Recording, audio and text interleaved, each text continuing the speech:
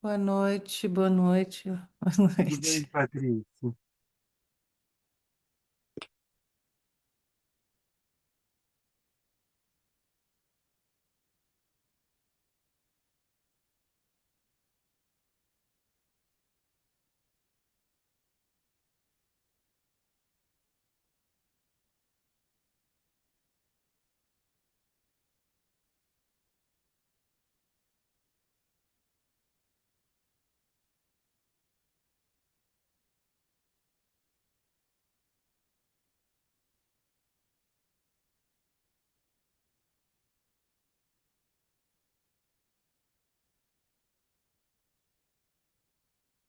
Patrícia, boa Ô, noite. boa noite, gente. Boa noite.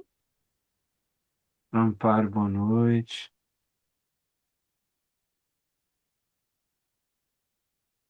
Alguém gostaria de começar com alguma questão, algum ponto?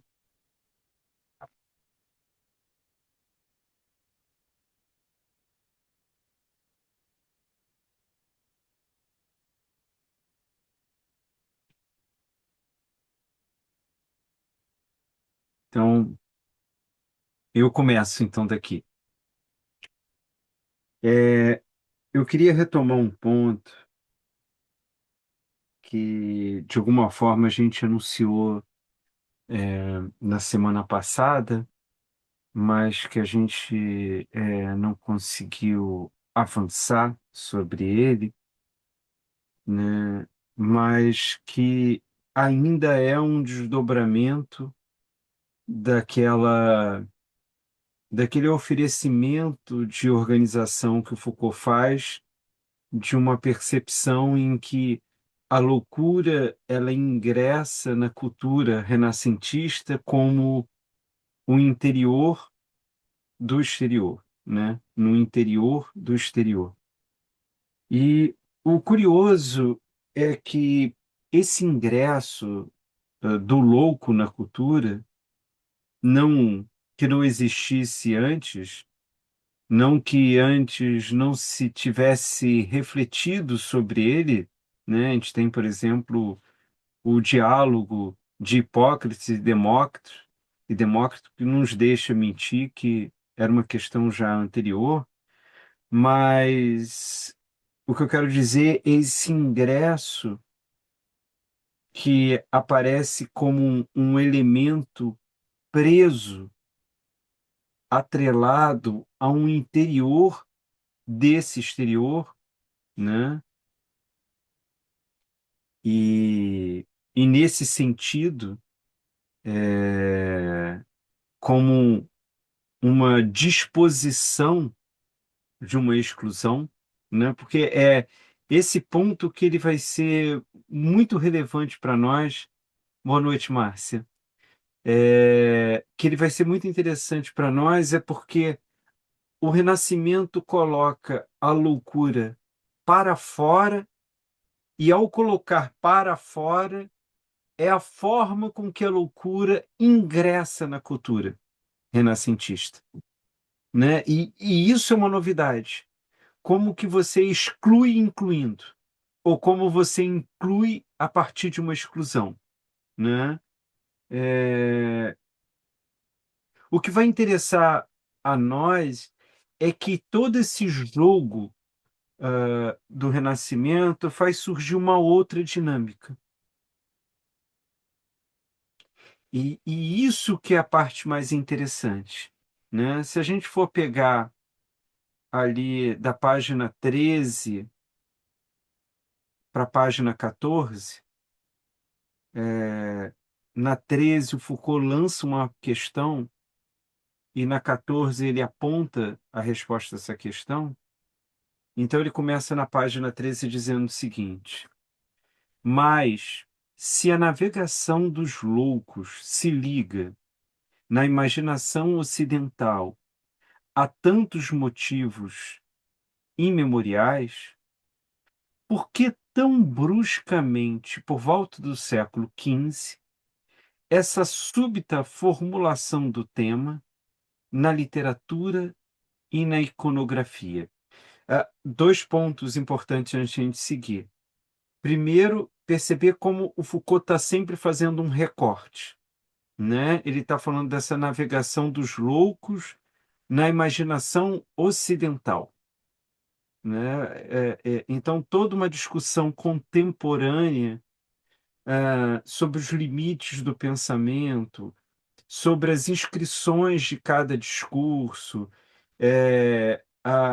os jogos de força presente em cada ponto e as singularidades das reflexões, isso é algo já absolutamente presente em Foucault, né? Ele fala em nome, a partir e sobre uma Europa ocidental. A gente vai ver que na, nas raras situações onde ele recorre a outros elementos, ele recorre só como contraste, para dizer, olha como não tem nada a ver uma coisa com a outra, né? E isso é algo bastante, se não inovador, mas bastante rigoroso, ao menos, parte de Foucault, algo que é bastante discutido hoje em dia, de que ele só fala de coisas muito setorizadas. E ele fala sobre coisas muito setorizadas justamente por aquela conversa que a gente teve no começo do curso, de como para ele pensar a história significa retirá-la de uma universalidade, de uma ideia de um progresso, de uma teleologia, de uma finalidade, né? O que interessa são essas configurações específicas e esses jogos singulares de força, de conhecimento, de ordenação, né? Então, é disso que ele está querendo dizer, e aqui a gente precisa ter é, é, ciência disso. A segunda coisa é só chamar a atenção que o Foucault está perguntando basicamente se sempre a loucura foi uma questão, por que que no Renascimento, no final da Idade Média, começo do Renascimento, ela passa a ter ser o tema fundamental da literatura e da iconografia? Alguma coisa muda ali, porque ela, de repente, ela volta a ser o grande tema, né? Ela passa a ocupar todos os espaços, né? Então, o que o Foucault está querendo chamar a atenção, porque é assim que ele trabalha, é como, analisando detidamente a história, ele começa a perceber certos padrões e certas rupturas. E é disso que ele está trabalhando o tempo todo, com padrões e rupturas. Não para pensar um movimento amplo, mas para pensar a dinâmica interna. E ele percebe que um tema imemorial, que é a loucura, de repente, apesar de ser imemorial, ganha a cena de uma forma única no final da Idade Média e começo do Renascimento. E ele continua: porque vemos surgir de repente a silhueta da nau dos loucos e sua tripulação insana invadir as paisagens mais familiares. Como a gente já discutiu, é uma metáfora, é uma alegoria platônica, né? De 300 antes de Cristo. Por que que de repente ela começa a povoar tudo? Porque da velha aliança entre água e loucura nasceu um dia, e nesse dia essa barca, né? Por que que em algum momento você começou a pensar loucura relacionada à água, e a partir dessa relação entre loucura e água, a nau se coloca como uma questão, né? Então, o que ele está querendo dizer é, não dá para olhar para isso como se fosse uma pequena variação de uma constante histórica. Algo novo está ocorrendo ali. E, de alguma forma, o próprio Foucault responde na página 14 a esses elementos que ele mesmo chama atenção. E ele vai dizer na página 14: o louco, do simplório ou do bobo, assume cada vez maior importância. Ele não é mais marginalmente a silhueta ridícula e familiar. Toma lugar no centro do teatro, como o detentor da verdade, desempenhando aqui o papel complementar e inverso ao que assume a loucura nos contos e sátiras. Se a loucura conduz todos a um estado de cegueira em que todos se perdem, o louco, pelo contrário, lembra a cada um sua verdade. Olha que coisa interessante que é importante a gente ter em mente como o Foucault ele vai fazendo uma distinção, e a gente já chamou atenção a isso, entre loucura e louco. Né? Basicamente, é só no arrepio da linguagem que você pode falar de loucura. Né? Ou seja, o que eu estou querendo dizer é que quando você fala loucura, você sempre está cometendo um deslize teórico, porque da loucura não se sabe nada. Né? É uma noção abstrata, sem pega e sem encarnação. Do louco, não. Do louco é daquilo que eu vejo, daquilo que eu experimento, daquilo que tem registros históricos, que tem anotações públicas, produções literárias, reflexões filosóficas. É disso que interessa Foucault antes de tudo, na história da loucura. Né? Como ele mesmo já anunciou, a ambição inicial dele era falar dos loucos, ou mais, deixar que os loucos falassem. E o que interdita esse projeto dele é perceber que o processo de exclusão ao qual os loucos são submetidos impõe um silêncio. Logo, não é possível fazer uma história dos loucos, porque eles não falam. Quem fala é a medicina. Quem fala é a terapia. Quem fala é o teórico. Quem fala é o poder público. Então, nesse sentido, é que ele diz: enquanto a loucura parece conduzir a todos que estão dentro do seu círculo a um estado de cegueira onde todos se perdem, né? Essa ideia de embarcar na nau dos loucos e se perder, né? E de ir para lugar algum. O louco, ao contrário, essa figura singular posta dentro de uma comunidade, de uma sociedade, nada mais faz do que gritar a sua própria verdade. Essa vai ser a questão para o Foucault. E aí eu vou repetir essa frase para seguir em frente. Se a loucura conduz todos a um estado de cegueira, em que todos se perdem, o louco, pelo contrário, lembra a cada um sua verdade. Na comédia em que todos enganam os outros e iludem a si próprio, ele é a comédia em segundo grau, o engano do engano. Né? Então, se a gente for pegar, por exemplo, um parâmetro das peças de Kid Prokop, né? Talvez Beaumarchais seja o grande mestre dessas peças, aquela ideia de que tudo é uma grande confusão e você não, tudo que você acha não é exatamente o que parece, o que você suspeita você nunca comprova, mas também nunca é refutado, aquela confusão de comédia onde você não faz nada que tenha certeza absoluta. O louco é o que promove a comédia da comédia humana.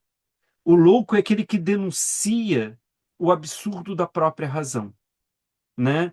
O engano do engano, né? Nós podemos nos enganar, mas o pior é nos enganarmos que podemos não nos enganarmos. Esse é o engano do engano. E a gente vai ver mais à frente, acho que não hoje, mas mais à frente, como o Foucault vai mostrar que o Renascimento ele produz uma forja única na loucura, que é a forja que vai ligar a loucura à razão e que, em certa medida, nos alcança até hoje. É uma ligação que nunca tinha sido feita antes.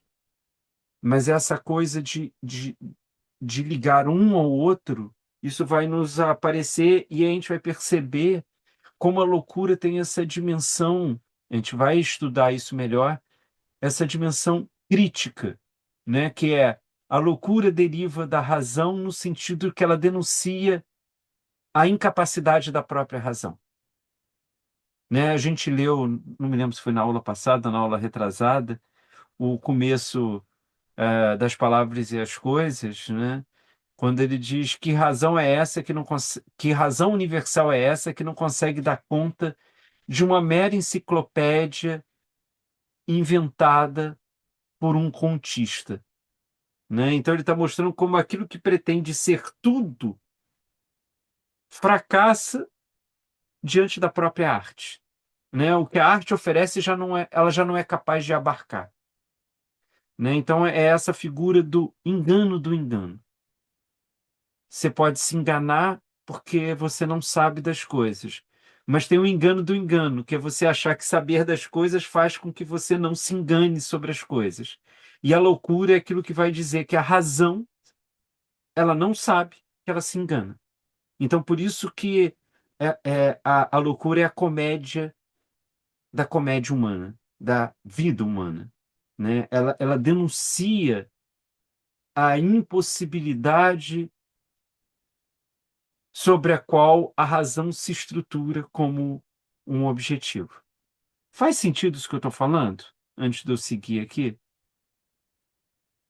Talvez seja melhor eu terminar de ler esse trecho, aí eu pergunto isso para vocês. Então ele vai dizer: ela é a comédia em segundo grau, o engano do engano. Ele, o louco, né, pronuncia em sua linguagem de parvo, que não se parece com o da razão, as palavras racionais que fazem a comédia desatar do cômico. Ele diz o amor para os enamorados, a verdade da vida aos jovens, a medíocre realidade das coisas para os orgulhosos, os insolentes e mentirosos. As antigas festas de loucos, tão consideradas em Flandres e no norte da Europa, não deixam de acontecer nos teatros e de organizar, em crítica social e moral, aquilo que podiam conter de paródia religiosa espontânea. É, o, o que, de alguma forma, o Foucault está chamando a atenção é, é um pouco a ver. Sabe aquela figura tão clássica que nós temos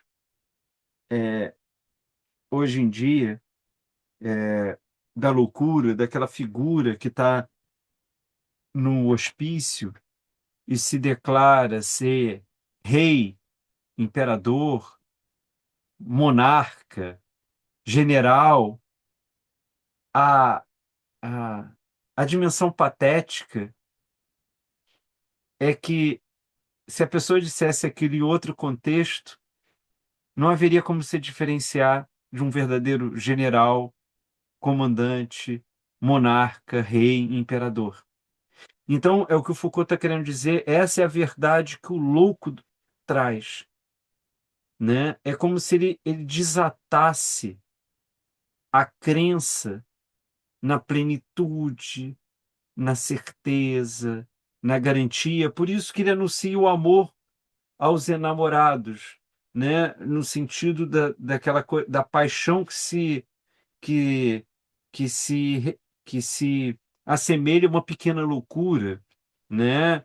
Ou, ou a verdade da vida aos jovens, quer dizer, enquanto os jovens se acham plenos e imortais, eles têm um choque sobre aquilo e o mais evidente de mostrar a medíocre realidade das coisas para os orgulhosos, os insolentes e os mentirosos que acreditam ah, nesse poder de uma própria coroa dizer que você é rei, né? Toda a dimensão cerimonial humana, ela, ela, ela, ela se torna profundamente frágil frente aos loucos, porque os loucos, eles por não seguirem a cerimônia, eles denunciam a sua falácia, né? É um pouco disso. Faz algum sentido o que eu estou anunciando? Porque a gente vai trabalhar e, de alguma forma, a aula de hoje, a aula de semana que vem é um desdobramento desse processo todo.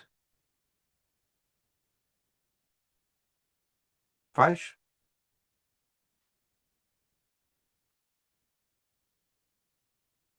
Márcia, eu achei que alguma hora você ia falar alguma coisa, né? Não, eu estava pensando assim para tentar localizar a loucura dentro desse quadro da racionalidade. Seria um ponto cego ou seria um espelho? Digamos, o louco Uhum. espelho do homem racional, quer dizer, ele mostra um pouco o avesso, né? O outro lado, assim. É verdade, exatamente isso. O Foucault vai mostrar, a gente vai ver isso, ele vai mostrar que o Renascimento ele surge de uma tensão entre duas tentativas de lidar com a loucura. Uma é aquela que chega da Idade Média, que é a ideia da loucura como o trágico da vida. Então, é aquele que está trazendo uma verdade mais profunda do mundo, Mais né? dionisíaca seria isso? É isso, sim, dionisíaca até no sentido da grosseria do anúncio, né? Não há delicadeza, né? Aquela coisa meio, sabe, aquela ópera Carmina Murana, a fortuna é aquilo que levanta e destrói, e para ela não faz muita diferença você transformar alguém em rei ou de matar a pessoa. A vida passa por cima. Então, essa seria a dimensão trágica. A gente vai ver isso ainda. Mas ele diz, junto com isso surge uma outra ideia, que é uma dimensão crítica, que aí tem a ver com o que você está falando, Márcia. É aquela que espelha a razão e, ao espelhar a razão, mostra a ela o seu limite. Então, aquilo que a razão fantasia de ser genial, a loucura mostra que ela é medíocre. Aquilo que ela fantasia ser consistente, ela mostra que ela é fantasiosa, né? E o renascimento ele vai se constituir na vitória, na imposição dessa dimensão crítica. E essa dimensão crítica que vai fazer esse enlace entre loucura e razão. Porque o tempo todo, assim, a razão não consegue se anunciar sem produzir o seu próprio espelho, que é a loucura.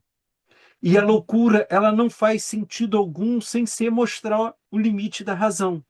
Então, fica uma presa a outra o tempo todo. Então, a loucura, ela nem consegue ter a dimensão, digamos assim, trágica de uma ascese, né? Você não, a loucura não vai te levar, né? Tipo a balada do louco dos mutantes, né?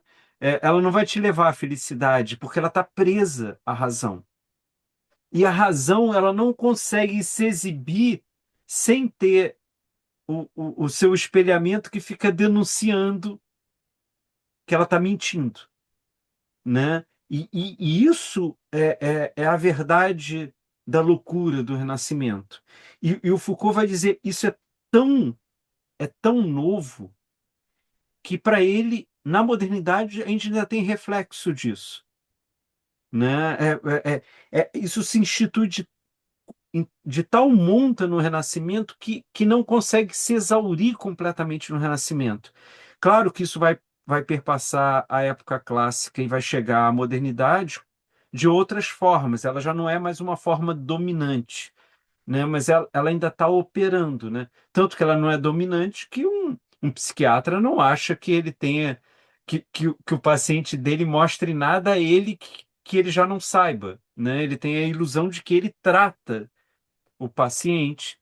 E quando o Foucault, isso é um dos trabalhos que o Foucault vai fazer, é mostrar que o paciente, ele de alguma forma, ele sobredetermina o médico também, né? O médico ele não está apartado pela razão sobre.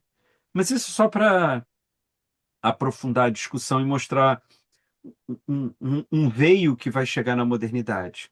Mas é nesse sentido, né?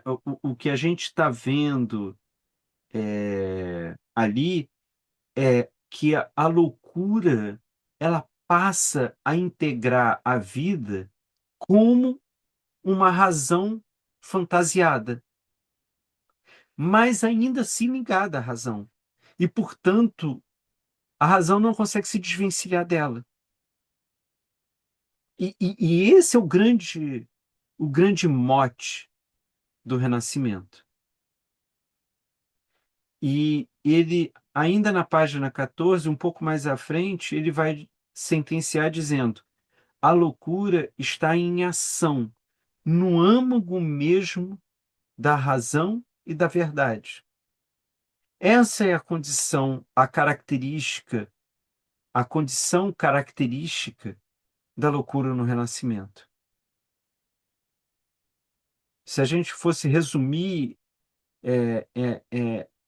em poucas palavras, é dizer: o Renascimento é o momento histórico em que há um entrelaçamento da loucura e da razão de tal monta que nunca se encontrou em outro momento histórico esse enlace de tal grau.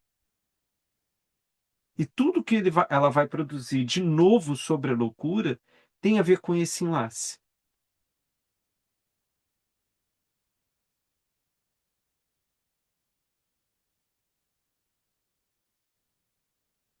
E aí, Márcia, chega a questão que você trouxe na aula passada, sobre a questão da morte. Por quê?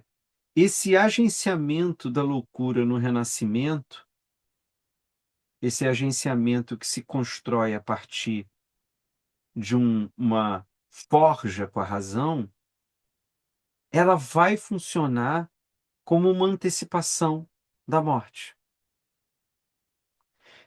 Ela dá uma dimensão fruto da razão da morte em vida, né? O que o Foucault está chamando a atenção para isso? A morte, que é sempre distante da vida, e quando próxima, ela, ela só é próxima no sentido de efetiva e, portanto, ela passa a ser inadministrável, né? Ela se articula sob uma perspectiva que o Epicuro que dizia isso, que ele não entendia porque as pessoas sofriam com a ideia da morte, porque ela nada pode fazer com você enquanto você está vivo, e que quando você morre, não há motivo nenhum mais de preocupação, porque já foi perdida a batalha. Então, para ele, a preocupação com a morte era um esforço, era uma dedicação inútil. Mas ele explicita com isso, o Epicuro, essa falta de capacidade de administração humana sobre a morte, né? Nós não conseguimos agir sobre ela, porque ou bem ela está distante, e o distante pode ser uma questão de um segundo, mas se ela não ocorre, eu não nada posso fazer porque ainda está imperando a vida. E quando ela ocorre, já não existe mais o eu para administrá-la. Então, a morte se coloca como um elemento completamente alheio a vida, né? O Sartre, no Ser do Nada, ele tem um raciocínio eu acho muito engraçado, que ele vai dizer disso, como é absurdo a morte, para quem vive, a morte não faz o menor sentido, né? Se você vive sobre o signo da eternidade, né? Você age como se você tivesse sempre amanhã aqui. E, e ele diz, bom, mas se você age sob o signo da eternidade, tão ou mais absurdo que a morte é a ideia de nascimento. Quer dizer, como que o mundo ousou existir sem eu existir junto? Né? Essa ideia de que a vida ela impõe uma sensação de continuidade. Logo, tanto a morte quanto o nascimento, elas parecem desumanas, porque elas impõem limite ao que parece não ter limite. Né? De novo, é uma expressão da falta de administração que a gente tem com a morte, né? E o que o Foucault vai chamar a atenção é que a loucura, em contrapartida, ela se faz como integrante. Um integrante à vida que a gente já discutiu, que é um integrante distinto, né? Ela está no interior do exterior. Mas, de toda forma, ela encontra um lugar, um interior no exterior. E, portanto, ela pode ser capturável. E com isso, ela torna o vazio existencial passível de nomeação. E o fim da vida, ela torna representável. É essa a novidade da loucura, né? Então, a loucura, ela se assemelha à ameaça da morte, só que ela ocorre em vida. E, portanto, eu posso nomear e posso representar aquilo que me parece que irá ocorrer quando morrer, né? Quantas vezes a gente já viu alguém comentar que passou pela situação terrível de ter um ente querido em coma por muito tempo, né? Dizendo a sensação de ter a pessoa, mas não ter mais a pessoa. Mas isso é passível de nomeação, é passível de representação, de um simbolismo. A morte não, porque a morte ela faz isso já sem a presença da pessoa. Então, a novidade que vai ter é que a loucura é como se ela pudesse, então, de uma forma alegórica, ela não é a mesma coisa, mas alegoricamente, ela encarna, ela representa a morte em vida. Tanto que vai ter muito essa expressão de alguém que sai completamente do escopo da normalidade de percepção de mundo, é que morreu em vida a pessoa. Ele vai dizer ali, eu vou fazer vários recortes, mas na página 16, olha como eu estou rápido hoje, a gente começou na 13 e já estamos na 16. Só quero chamar a atenção, porque às vezes a gente passa uma aula sem sair de um parágrafo, né? Então percorremos 3 páginas. Mas o Foucault vai expor essa questão da seguinte forma. É tudo na página 16, mas eu vou fazer vários recortes. O medo diante desse limite absoluto da morte interioriza-se numa ironia contínua. O medo é desarmado por antecipação, tornado irrisório ao atribuir-se-lhe uma forma cotidiana e dominada. A loucura é o já está aí da morte. A substituição do tema da morte pelo da loucura não marca uma ruptura, mas sim uma virada no interior de uma mesma inquietação. né? A dor que ocorre, ela não é suprimida, mas ela é vivenciada, e vivenciada literalmente em vida, né? Ela não é vivenciada como luto pós-morte. Ela ganha um espaço dentro da sociedade.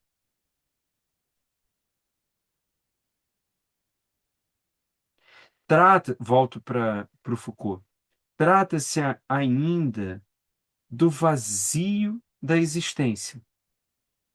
Isso não mudou. Mas esse vazio não é mais reconhecido como termo exterior e final. Simultaneamente, ameaça e conclusão, né? Porque a morte é isso. Ela ameaça a vida, mas ela ameaça já concluindo, já resolvendo, né? Não tem estágio depois da morte, né?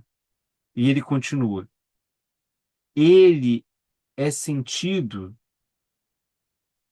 do interior como forma contínua e constante da existência. E enquanto outrora a loucura dos homens consistia em ver apenas que o termo da morte se aproximava, enquanto era necessário trazê-los de volta à consciência através do espetáculo da morte, agora a sabedoria consistirá em denunciar a loucura por toda parte, em ensinar aos homens que eles não são mais que mortos e que, se o fim está próximo, é na medida em que a loucura universalizada formará uma só e mesma entidade como com a própria morte. Percebam, na verdade, o que o Foucault está chamando a atenção é que no Renascimento a loucura funciona como uma encenação da morte em termos coletivos. É disso que se trata. Algo que você não consegue fazer com a morte, porque a morte, quando você encena, você está encenando um enigma, porque você não sabe, né? Se a gente for pegar todos os livros que falam, toda a literatura, todas as músicas que falam sobre morte, um enigma, né? Outro dia não, acho que foi ontem, eu publiquei um pequeno vídeo de uma música que o Gilberto Gil faz sobre a morte, e é aquele jeito Gilberto Gil de pensar, em que ele fala a morte é isso, mas também quando ela chegar eu já não sei mais se ela é isso, e ele fica indo e voltando, e é lindo ele seguir isso, que é uma música sobre, não a morte, mas sobre a expectativa e ignorância da morte. Porque, de fato, ele não tem como fazer uma música sobre a morte. Para fazer uma música sobre a morte, ela teria que ser psicografada, né? Teria que morrer primeiro e depois compor. E o que o Foucault está dizendo é que a loucura, ao contrário, ela está inserida na vida, ela é parte integrante da vida. Logo, ela funciona como uma encenação da morte. E nesse caso, é uma encenação da morte que é coletiva, porque a existência de loucos altera a família, altera a comunidade, altera a sociedade, altera a cultura. E ele ainda segue, que eu já vou concluir agora, ele fala: agora os elementos inverteram-se. Não é mais o fim dos tempos e do mundo que mostrará retrospectivamente que os homens eram uns loucos por não se preocuparem com isso. Não é isso mais. O que é a ascensão da loucura, sua surda invasão, que indica que o mundo está próximo de sua derradeira catástrofe.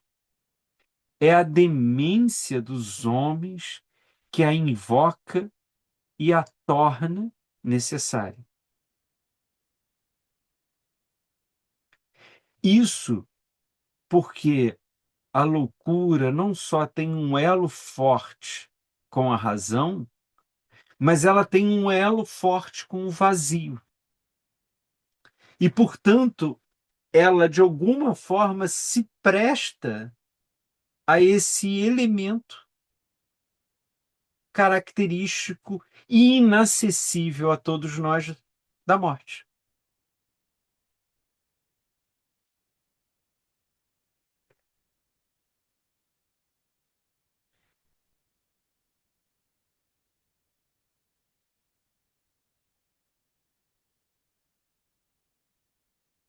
Quero ouvir vocês,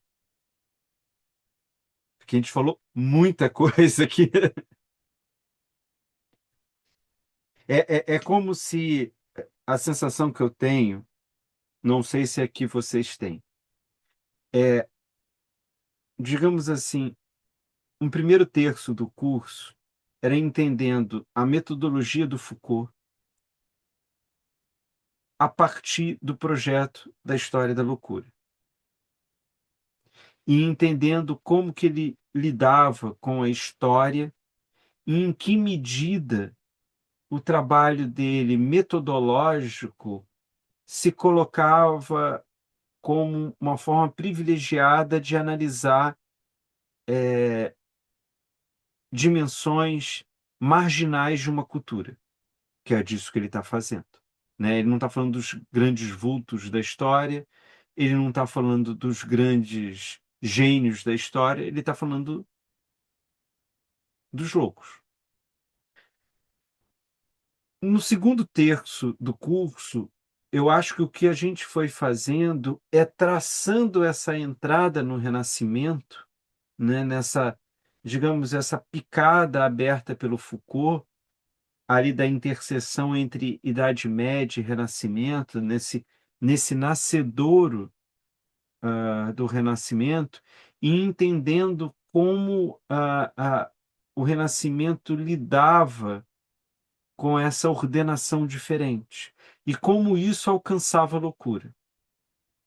E eu acho que nesse terço final, o que a gente está conseguindo então agora anunciar, seguindo o próprio ritmo do Foucault, não, o ritmo é meu. Foucault já teria chegado muito mais à frente, mas seguindo o caminho do Foucault, que agora a gente está vendo como isso se dá de fato no Renascimento, como ele está operando dentro do Renascimento.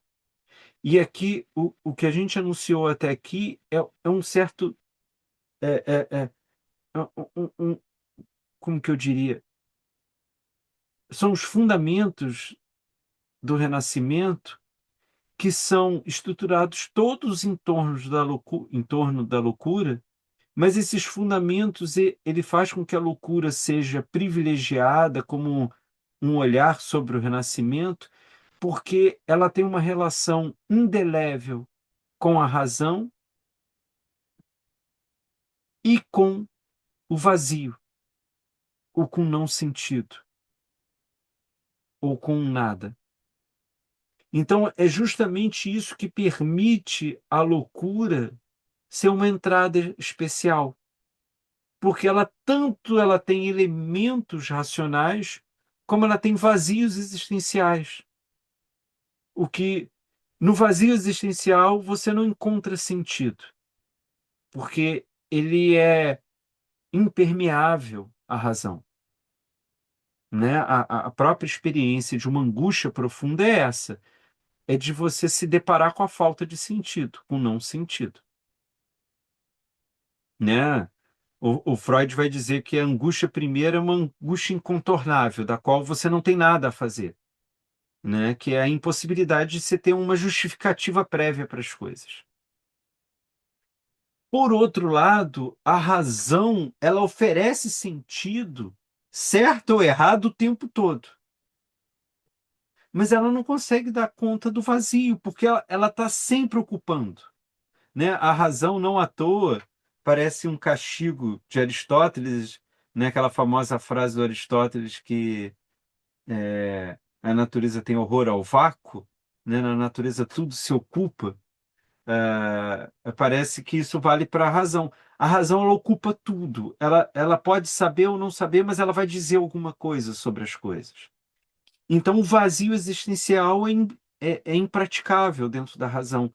A loucura não, ela comporta essas duas coisas, esses dois elementos.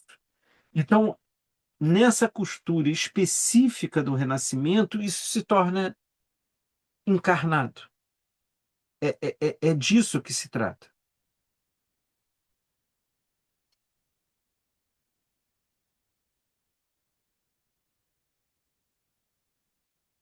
O que me parece interessante, e aí dando um passo atrás para dar um passo à frente, é que da mesma forma que o espaço da lepra passa a ser ocupado pelos pacientes loucos, a partir de uma certa vacuidade deixada pelo declínio da lepra, né? Então passam a existir espaços ociosos em termos de um simbolismo, ou seja, em termos de uma imagem, há também um deslocamento do gótico, das trevas, da profundeza do mundo, para o onírico, para o sonho, para o delírio. Porque é assim que a loucura ocupa o espaço no Renascimento. Que nesse caso, esse deslocamento desse gótico para o onírico, ele não é fruto de um desprovimento como o da lepra. Por isso que eu falei que em termos de simbolismo. Mas ao contrário, é porque o que ocorre é a substituição dessa profunda religiosidade, dessa dimensão trágica, né? Daquilo que a gente não é capaz de perceber, porque o mundo cairá sobre nossas cabeças, porque não entendemos o desejo divino, por uma profusão confusa de signos. Por isso a ideia do onírico, né? Os nossos sonhos que não sabemos para onde vai, né? Que parece ter algum sentido para vir um absurdo em seguida, aí vem um sentido, aí vem um absurdo em seguida. O Foucault, ali no final da 17 para 18, ele vai dizer o seguinte: como se este mundo, onde a rede de significações espirituais era tão apertada, coesa, que mantinha tudo junto, isso eu estou dizendo, começasse a se embaralhar. Aí é Foucault. Deixando aparecer figuras cujo sentido só se deixa apreender sob a espécie do insano. Dou um pequeno pulo. Liberada da sabedoria e da lição que a ordenavam, a imagem começa a gravitar ao redor de sua própria loucura. Paradoxalmente, essa libertação provém de uma abundância de significações, de uma multiplicação do sentido por ele mesmo. O sentido multiplica-se em sentido, que tece entre as coisas relações tão numerosas, tão cruzadas, tão ricas, que elas só podem ser decifradas no esoterismo do saber. e que as coisas, por sua vez, se veem sobrecarregadas de atributos, de índices, de alusões, onde acabam por perder sua própria figura. Isso é lindo o que o Foucault está dizendo. Deixa eu até compartilhar aqui com vocês. Tem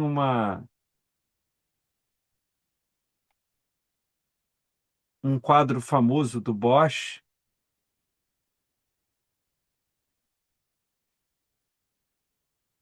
Deixa eu ver se eu consigo compartilhar. Peraí.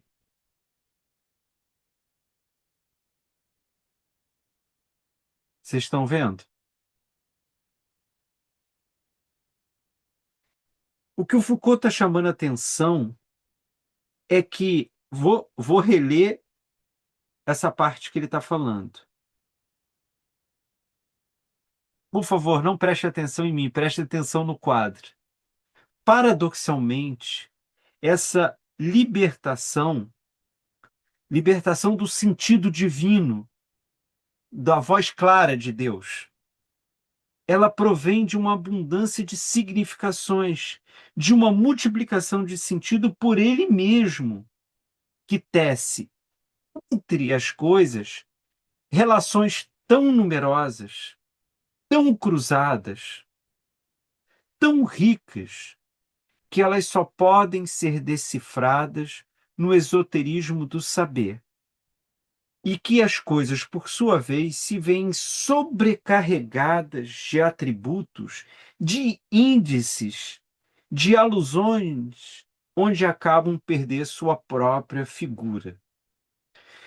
Quando a gente olha um quadro do Bosch, essas são as Tentações de São Antão, que está em Lisboa, é tanta referência, é tanta alusão a coisas, que as coisas em si não têm valor, só tem valor as relações que elas constituem. E nesse sentido, parece que a gente sempre está num jogo interminável de referências a outras referências, a pontos que nos levam a outros pontos. E a gente poderia pegar um quadro desse do Bosch e passar eternamente fazendo jogos internos dele, de analogia em analogia, de referência a referência. É disso que o Foucault está dizendo que está acontecendo. E aí ele continua dizendo: o sentido não mais é lido numa percepção imediata. Isso porque a figura deixa de falar por si mesmo. Não é a observação desse quadro que vai me revelar a sua verdade. E ele continua: entre o saber que a anima e a forma para a qual se transpõe, estabelece um vazio. Ela está livre para o onírico. É disso. Não importa o jogo que eu faça aqui, eu sempre posso construir novos jogos. Porque é como se ele criasse pequenos enredos que vão podendo ser relacionados a qualquer outro enredo do quadro. E você pode fazer isso eternamente.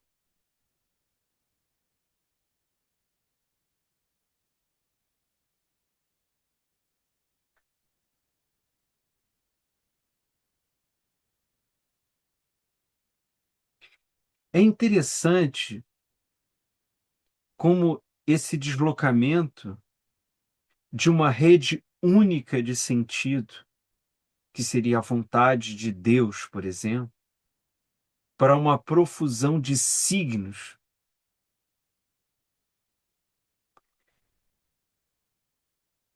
Esse deslocamento, o Foucault vai mostrar que ele faz com que o poder das imagens abandonem um caráter de ensinamento. Você já pensou? Você querer ensinar alguém com esse quadro do Bosch, né? É que nem tinha o desenho do He-Man, né? A moral da história. Não tem moral da história aqui. E passem as imagens, passe a atuar no campo do fascínio, justamente por sua dimensão forte, enigmática. Você olha e você não consegue concluir, porque tudo ali parece algo escapar de você. Não tem como você atribuir um sentido único.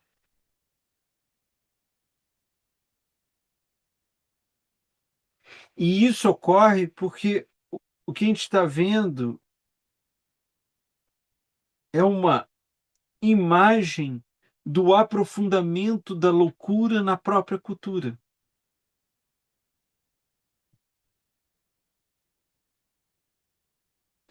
E simplesmente Foucault é fascinante ao descrever os quadros, né? A gente, quem já leu As Palavras e as Coisas, a descrição que ele vai fazer sobre as meninas de Velázquez, e aqui na História da Loucura, quando ele vai falar sobre esse quadro do Bosch, na página 19, ele vai dizer o seguinte: o que assalta a tranquilidade do ermitão não são os objetos do desejo. Ou seja, isso eu estou falando, não é a tentação objetiva do dinheiro, da fama, da luxúria. Não é isso que o provoca, o que desestabiliza. E aí eu continuo com Foucault. São essas formas dementes, encerradas num segredo, que subiram de um sonho e ali permanecem, à superfície de um mundo, silenciosas e furtivas.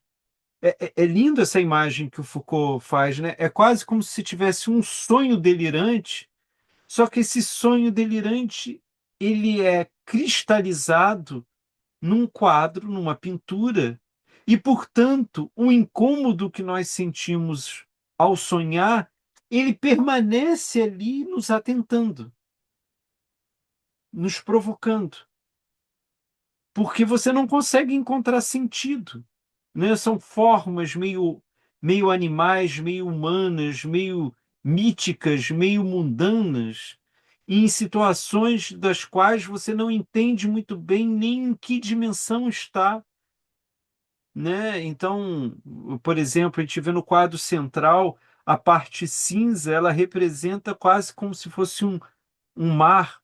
Você vê um peixe que está selado, mas ao mesmo tempo, do outro lado, tem um pássaro ligado aos membros humanos andando sobre aquilo que seria a água, e pessoas e um abade embaixo da ponte, mas que você não consegue. Entende? É mais ou menos que nem um sonho. Quando a gente começa a contar um sonho, é uma das coisas que às vezes faz com que a gente fique constrangido de contar os sonhos, porque é delírio puro, né? É a falta de razão ali.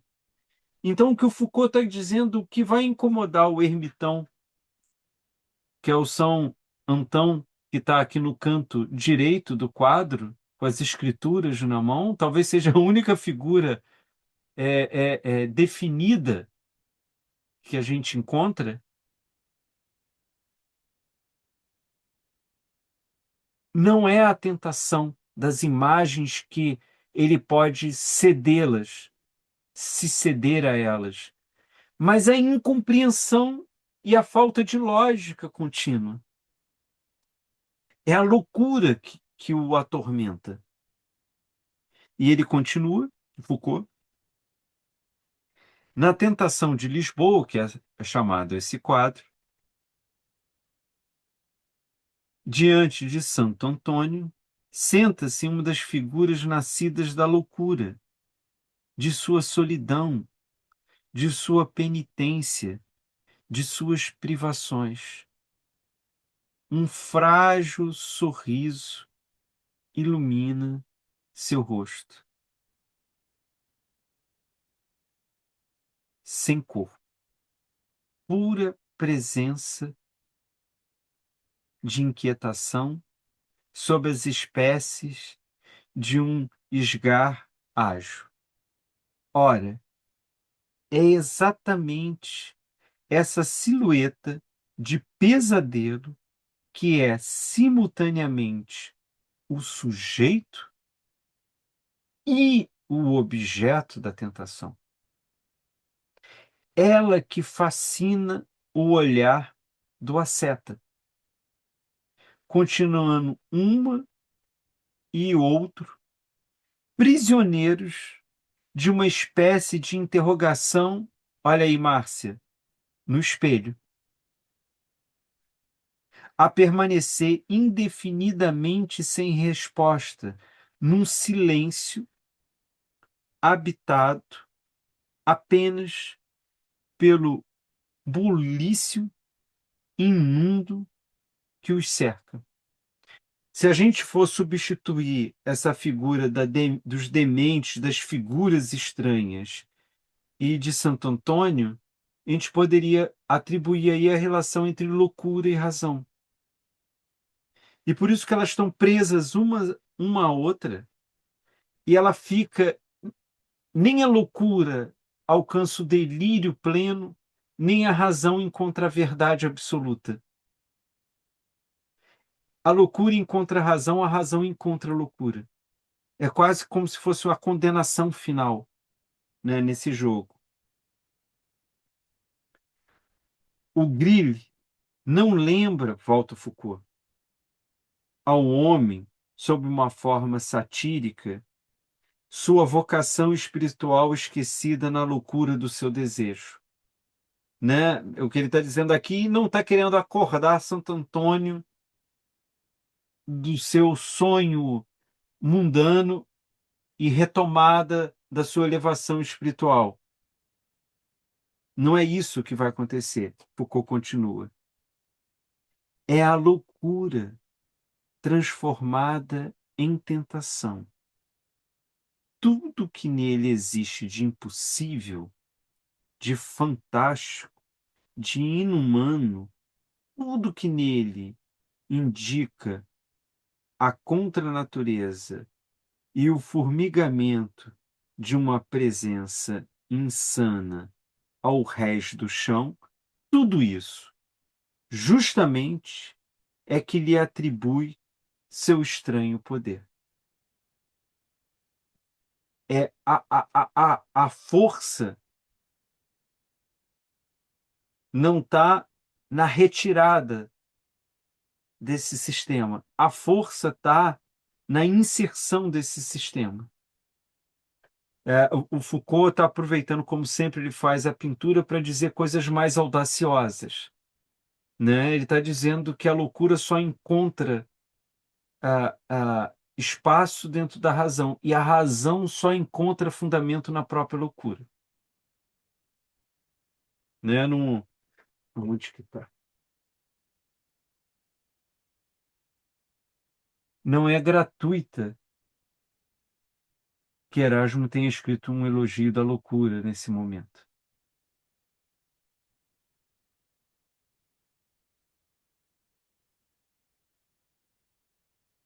Deixa eu parar aqui o compartilhamento. Só um segundo.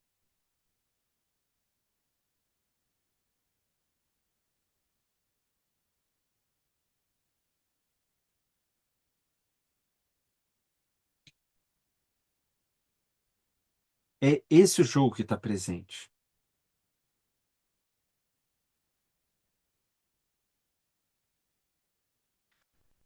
Vocês estão silenciosos hoje, eu fico presumindo assim, ou o que eu estou falando é que, digamos assim, o, as peças estão se encaixando, né? Então você fica aquela sensação de que está indo.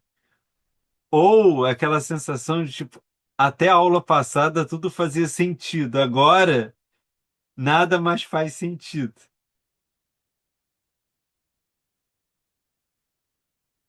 Professor, Diga, Patrícia, por favor. enfim, eu acho que é porque, não sei, pelo menos no que me diz respeito, me pegou bastante a coisa da morte e loucura, né?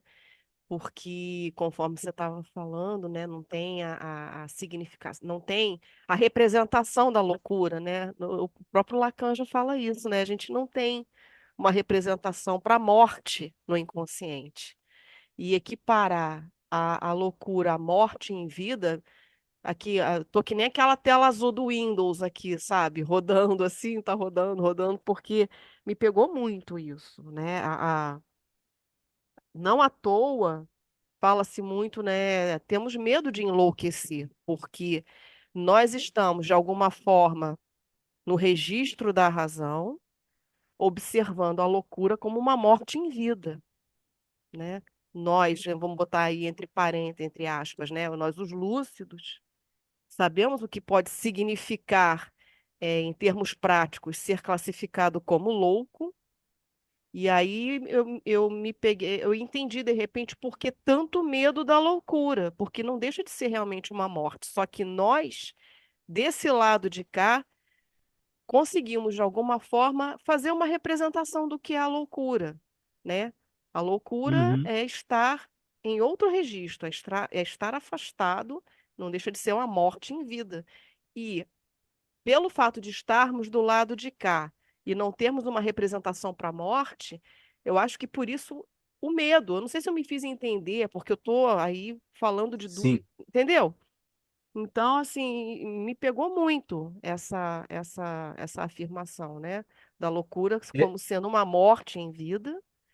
E o fato da gente não ter uma representação para a morte. Aí eu me lembrei de não termos uma representação para a morte. Nós não sabemos o que é morrer. A gente não tem uma representação para esse significante. A gente não tem, né, um simbolismo. A gente não tem como dizer o que é morrer. E eu acho que foi Gilberto Gil que disse: eu não tenho medo da morte, eu tenho medo do morrer. é essa música. É essa música, né? Então, ele fala exatamente isso. A morte não dá para saber mesmo, não tem como fazer a gente não tem como trazer para o simbólico, né? O que que é a morte, né? E aí eu tô aqui pensando isso, entende? Um pouco assim É, estupefacta. deixa eu ver se eu consigo achar isso do Gilberto Gil, mas eu tenho coisa para falar sobre o que você falou. Peraí, só um minuto.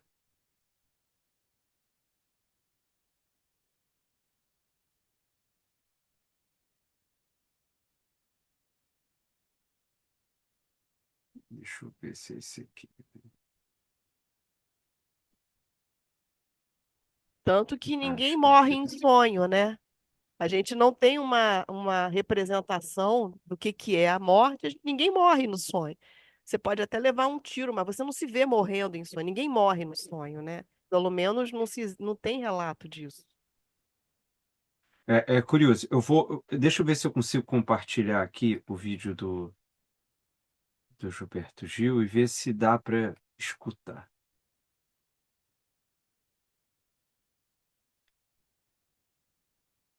É muito impressionante o Gilberto Gil, porque ele está o tempo todo falando do que ele diz que não consegue falar,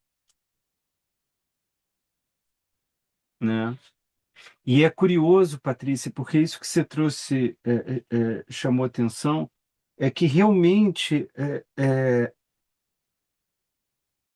para o Freud, uma das questões centrais é que a gente consegue simbolizar as coisas, e isso que de alguma forma resolve a nossa vida, né?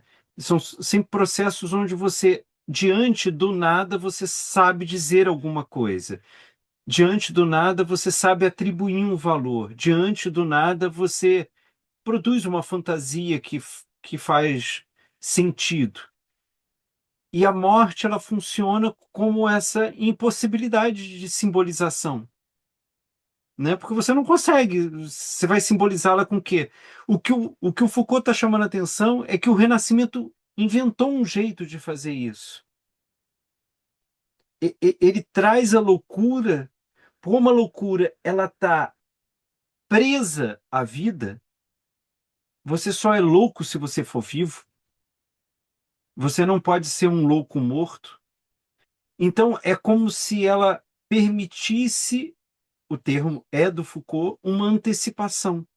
Mas é uma antecipação simbólica. Mas isso muda completamente o jogo, né? É muito curioso isso, porque assim, a gente valoriza muito o Renascimento pela sua capacidade humanista, né, de todos os valores que ele vai criando, das artes, é, é, nas leis, no pensamento crítico. Mas é incrível como o Renascimento ele produz relações com a vida poéticas, porque, de uma certa forma, é inesperado, mas ele encontra, o Renascimento encontra, perdão, encontra na loucura uma poesia. É uma poesia que ela é fascinante e ao mesmo tempo assustadora. Mas é uma imagem. Como escutar o Gilberto Gil é de uma beleza incrível, mas é de uma beleza assustadora. Porque no fundo a arte é isso, né? É, a arte ela traz a beleza junto com o fim. Ela traz a expansão com limite, né? Ela traz o nascimento e a morte de algo, né? Porque assim, se a gente, é porque a gente está muito acostumado a pensar no artista ou na artista como uma figura de celebridade, né? Porque virou uma mercadoria, né? Sei lá, a música do Michael Jackson é tanto mercadoria quanto a vida do Michael Jackson. Então a gente perdeu essa dimensão. Mas se vocês forem parar para refletir, só é possível a criação como gesto de humildade. Assim, se o ou a artista quiserem dizer alguma coisa, ou eles não fazem arte ou fazem uma péssima arte. É muito comum você ver uma pessoa muito inteligente querer escrever uma peça de teatro, ou um romance, ou uma música, e fica horroroso, porque ela está querendo dizer alguma coisa. Né? É muito curioso, porque muitas vezes quem escreve um livro, quem compõe uma música, quem dirige um filme, ele tem muita dificuldade de dizer o que ele quis dizer com aquilo, porque a intenção dele está dissolvida na obra. Né? Eu penso sempre, porque vocês sabem que eu gosto muito de cinema, eu não conheço pessoas muito mais arrogantes do que Godard. Ele era muito arrogante.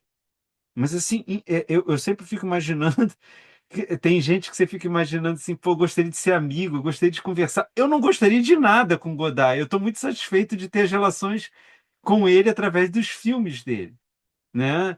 Para quem viu aquele documentário da Inês Varda, eu nunca sei se é Village Visage ou Visage Village, né? Mas é essa brincadeira de cidades e rosto.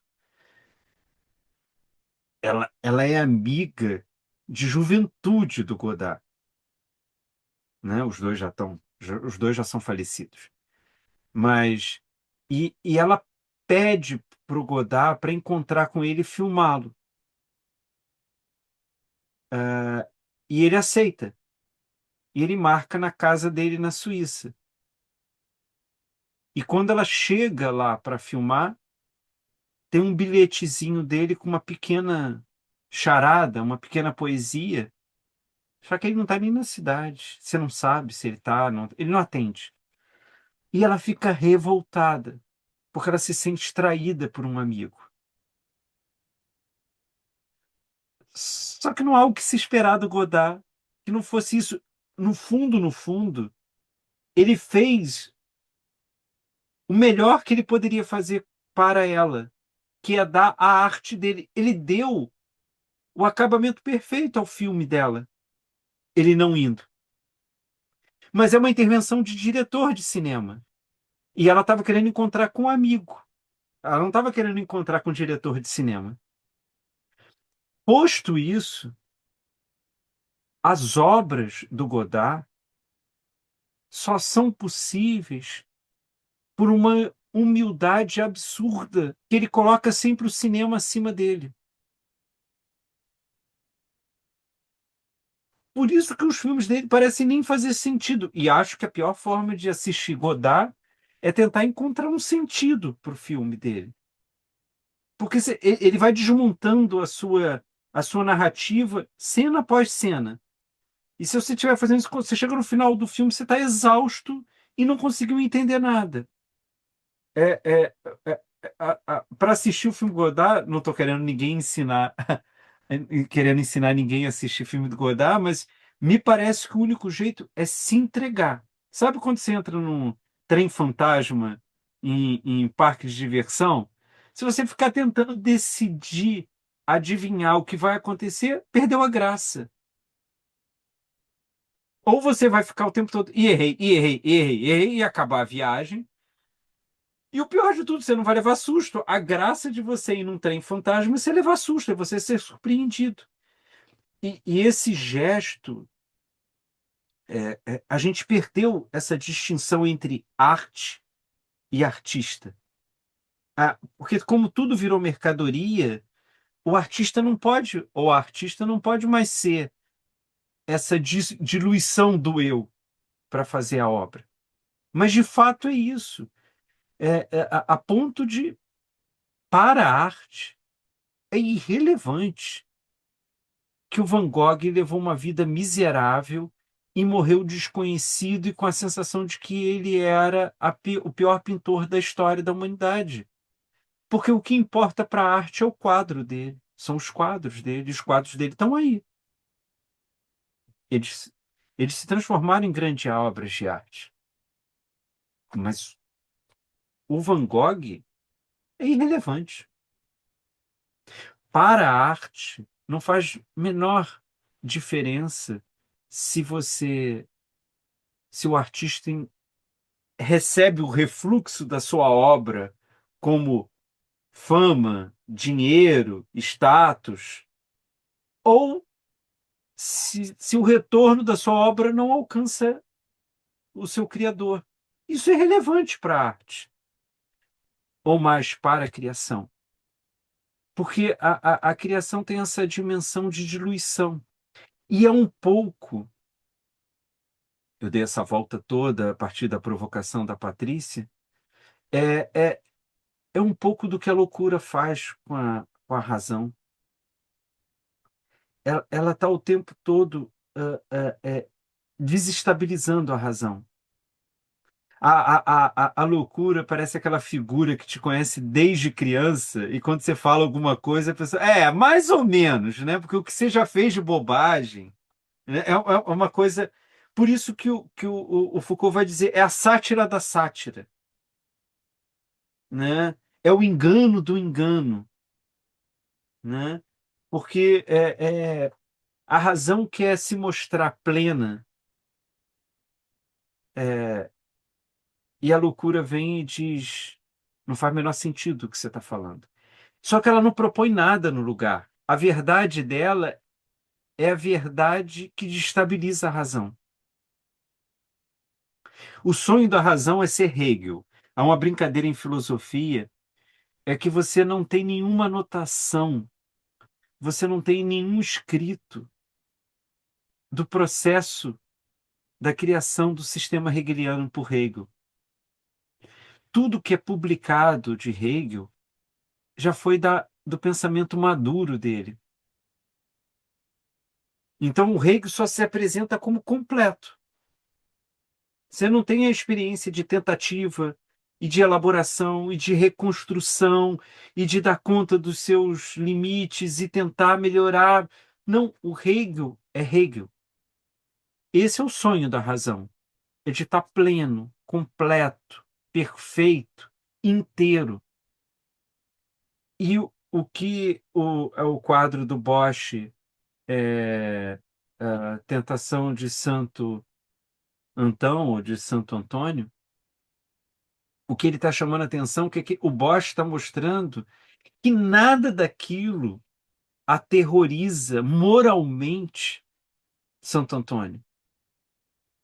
Não tem belas mulheres, não tem riquezas oferecidas, não tem holofotes, nada. O que a loucura mostra é a falta de sentido da vida. Então, para onde o Santo Antônio olha naquele quadro, ele não consegue dar sentido. Então, um santo portador da escuta de Deus não consegue dar sentido às coisas.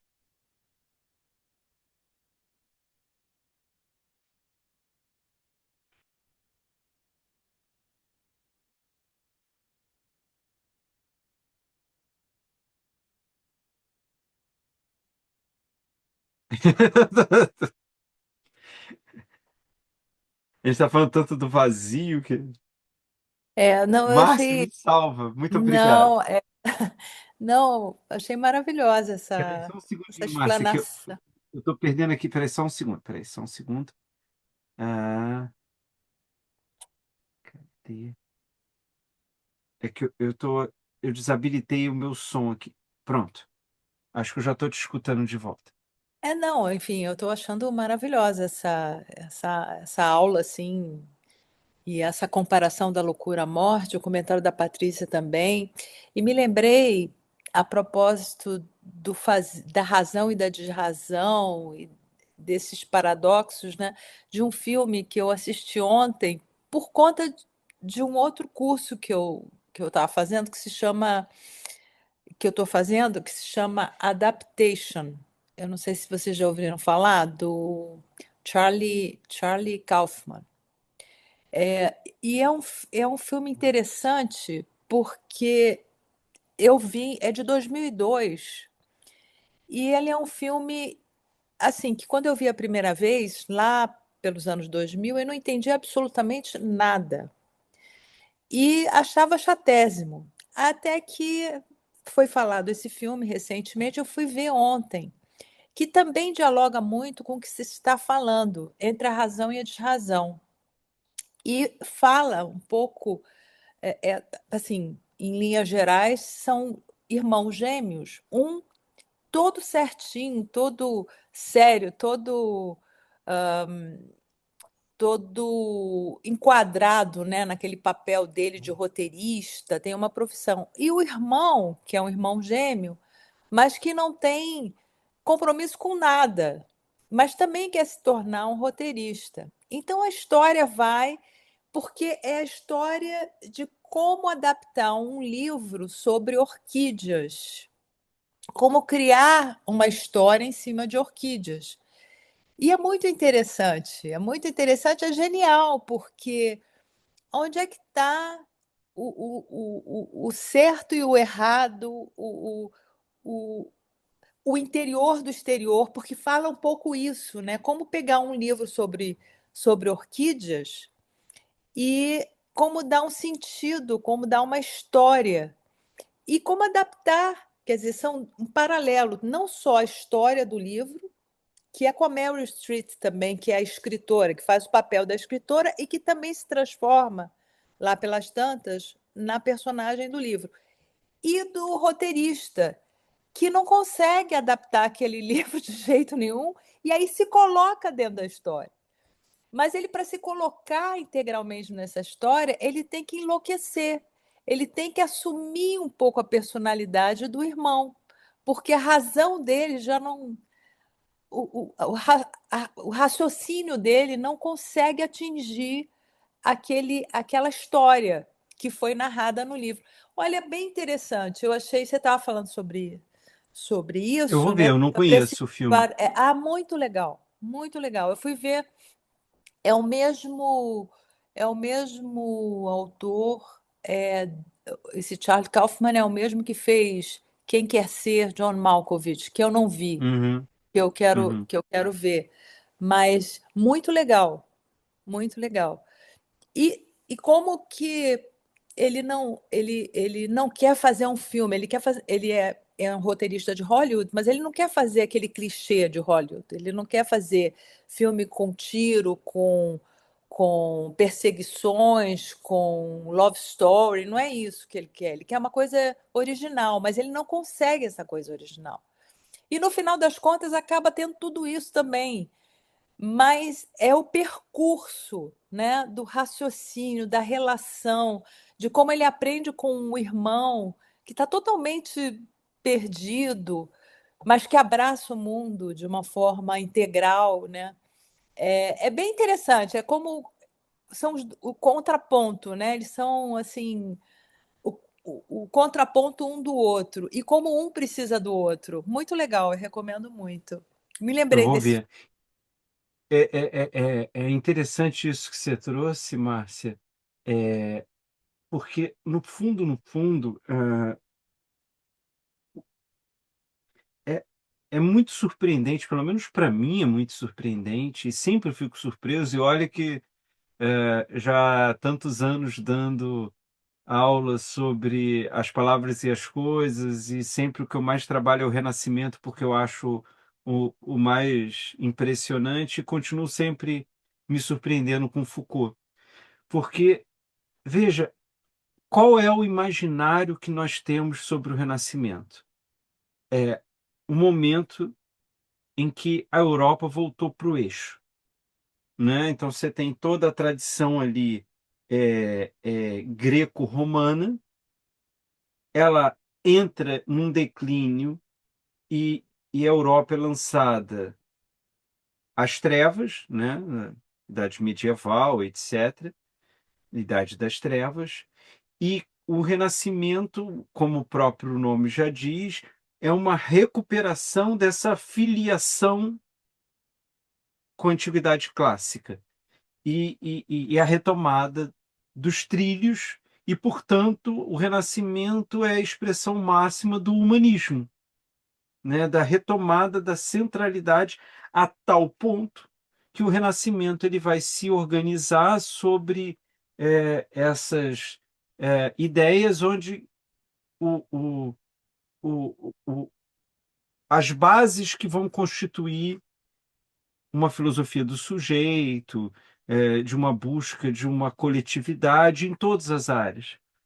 E o que o Foucault está chamando a atenção é que ela nos impacta, mas por uma vertente que não tem nada a ver com isso. Tem a ver porque ela é a primeira a introduzir a loucura à razão. E nesse sentido, Márcia, só para uma insistência metodológica, não é exatamente desrazão, porque o Foucault usa a palavra desrazão para a negação daquilo que não é razão, e que vai ser a experiência que a época clássica vai fazer. Ela muda em relação ao Renascimento. Mas o Renascimento tem uma situação que é absolutamente sui generis, que há uma costura forte entre as duas. E isso muda o jogo. Então, nesse sentido, você está falando do filme, eu vou ver o filme, achei interessantíssimo, mas eu fiquei me lembrando enquanto você falava de como Zé Celso Martinez Correia defendia a tese do delírio como possibilidade de construção artística, e ele era tratado como um louco, mas a loucura dele era uma loucura profundamente renascentista, porque é não querer dizer alguma coisa. E ao não querer dizer alguma coisa, você diz então alguma coisa. É claro que não é numa relação direta, né? Você precisa ter toda ali uma dimensão criativa para fazer isso. Mas o que ele quer dizer assim, quando ele fala eu cansei do teatro clássico, que sempre quer dizer alguma coisa. né? É preciso desconstruir essa ideia de querer dizer alguma coisa para que alguma coisa seja dita. Então é preciso que o dramaturgo, que o ator, que o diretor não queira dizer alguma coisa para que algo seja dito. E isso está numa certa percepção que a loucura ela desestabiliza a razão e a razão então se encontra num, como que eu vou dizer, num ponto sem firmamento que faz com que ela diga alguma coisa relevante, né? É quase como se é quase que não, mas a responsabilidade é minha da bobagem que eu vou falar agora. É como se é o que acontece numa sessão terapêutica. Você começa a falar, falar, falar, falar, falar, falar, porque você está querendo dizer alguma coisa. E aí tem uma hora que você fala alguma coisa que você fala, por que eu estou falando isso? E, e normalmente quando você não entende por que você está falando isso, é a possibilidade de você entender alguma coisa que você está dizendo que você não dá conta. Eu estava falando do final de semana que eu passei na praia, que foi maravilhoso. Por que eu estou reclamando do meu relacionamento que eu tive há 10 anos atrás? Entende quando o Foucault diz que é a ascensão do onírico, que é aquilo que não concatena perfeitamente com a outra parte, mas ao não concatenar perfeitamente com a outra parte, alguma coisa é dita, alguma coisa é mostrada, alguma coisa é vivida, né? Então, Hum. e eu insisto com isso, Márcia, que Foucault não está fazendo uma apologia do Renascimento, porque o Renascimento vai encontrar os seus limites também. Ele vai produzir sombras com essa forma. Mas o que ele quer dizer houve uma criação ali. E essa criação não é a ascensão da razão. É a razão, ela é trazida junto com a loucura. Você não consegue separar essa luz da sombra. E isso é único. É uma dimensão, é o que o Foucault defende, que você não encontra em nenhum lugar. E nesse sentido, é, é, ela é prodigiosa, né? É, é, eu não vou falar isso hoje. Eu vou começar falando isso aula que vem. Mas quando ele termina ali, no final da 19 que a gente estava lendo, né? Eu vou ler a última frase só. É, é a loucura transformada em tentação. Tudo que nele existe de impossível, de fantástico, de inumano, tudo que nele indica a contranatureza e o formigamento de uma presença insana ao rés do chão, tudo isso justamente é que lhe atribui seu estranho poder. A gente não pode passar batido por isso. O Foucault está dizendo que a forma de instituição da loucura no Renascimento produz um poder. O Renascimento ele constitui uma nova forma de poder. E como a gente já sabe, essa nova forma de poder vai produzir uma nova forma de saber. E é disso que eu acho que a gente não pode passar batido. É, e- é, Apesar de ter todas essas dimensões oníricas, imagéticas, é, é, desestabilizadas, é, não possuidores de um sentido único, isso não é uma poesia superficial. Isso é a exibição, é a explicitação de um poder que atua sobre o Renascimento, que opera dentro do Renascimento. E para o Foucault isso vai ser fundamental, porque, no fundo, cada época vai exercer um poder através da loucura. E o Renascimento ele exibe, executa e configura um poder que só ocorrerá no renascimento. E se a gente não der conta disso, é uma certa forma de tornar o renascimento perdido. Porque o renascimento não nos alcança no sentido vivencial, né? Aí, Márcia, já que eu elogiei, vou criticar também ao mesmo tempo o Zé Celso. Quando o Zé Celso quero voltar ao teatro dionisíaco, não tem retorno. Só os gregos de um certo período, como Nietzsche vai dizer, terrivelmente um período muito curto, que conseguiu transformar o teatro no templo de Dionísio e, portanto, numa experiência trágica para o grego. Mas isso se perde muito rapidamente. Então, nesse sentido, não dá para ser renascentista, não dá para ser dionisíaco no sentido grego dionisíaco. Logo, o que o Renascimento pode nos oferecer, já que não somos mais renascentistas? Ele pode nos oferecer uma face do poder, uma experiência vivencional, de vivência humana que só se configurou ali. E por isso nos iluminar, digamos assim, em, em contrapartida, tal qual dentro do Renascimento a loucura faz com a razão e a razão faz com a loucura, ele nos ilumina por não sermos nós ali e, ao mesmo tempo, nos incita a esse aspecto da criação no sentido mais amplo da cultura, porque nos mostra que não é sempre assim, sempre é diferente. É um pouco disso.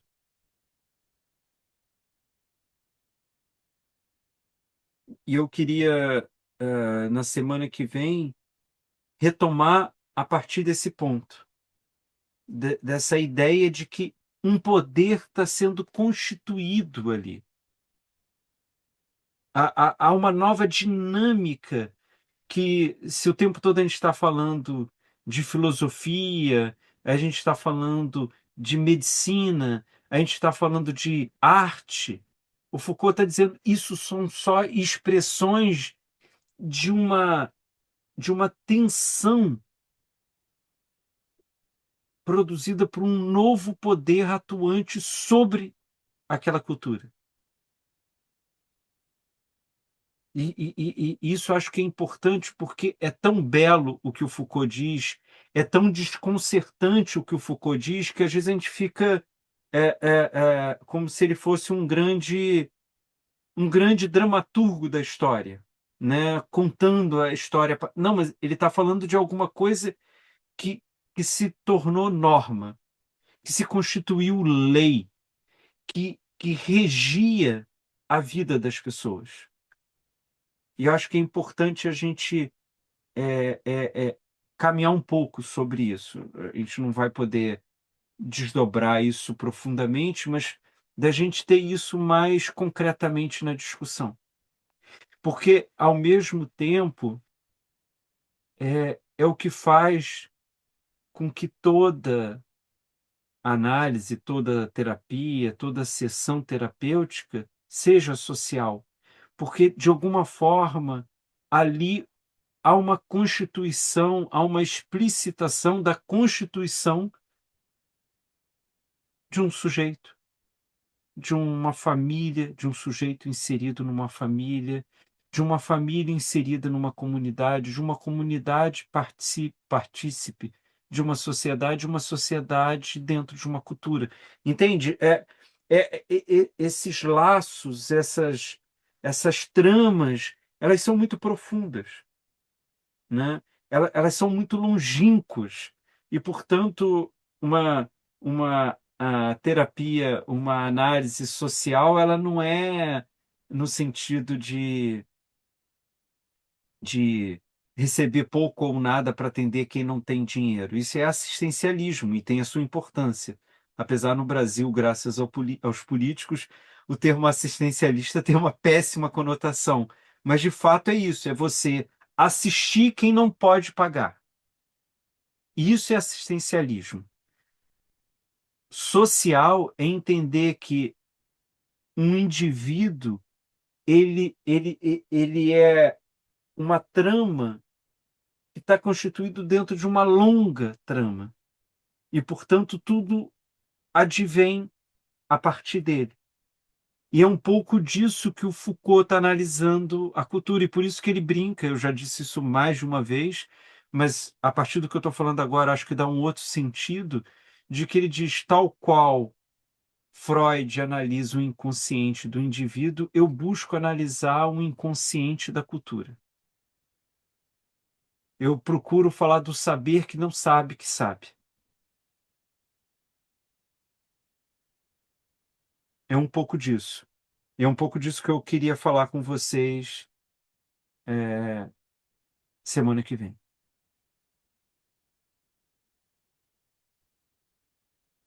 Ô, Patrícia, eu que agradeço muito mesmo. Obrigada. Obrigada, professor. Foi ótima a aula. Muito Valeu. Eu boa. que agradeço, Ainda estou Márcia. Muito impactada obrigado. aqui com esse Eu binômio, também. Muita coisa. com esse Eu binômio tinha. morte e loucura. Gente, é impressionante, né? Eu fiquei bem impactada mesmo, porque não tinha tido, né, uma explicação assim maravilhosa, né? Reforço aí o que as colegas falaram. Obrigada mesmo, Eu que professor. Acho que tem agradeço, muita gente. coisa para falar ainda sobre isso, mas a coisa do poder também é bem legal, É, do poder. né? Eu estou curiosa sobre essa questão. Também, também. Próximos Então já capítulos. Próximos capítulos. com tanta expectativa, vou pensar qual vai ser a desculpa para cancelar a aula que vem. Tem uma semana para pensar nisso.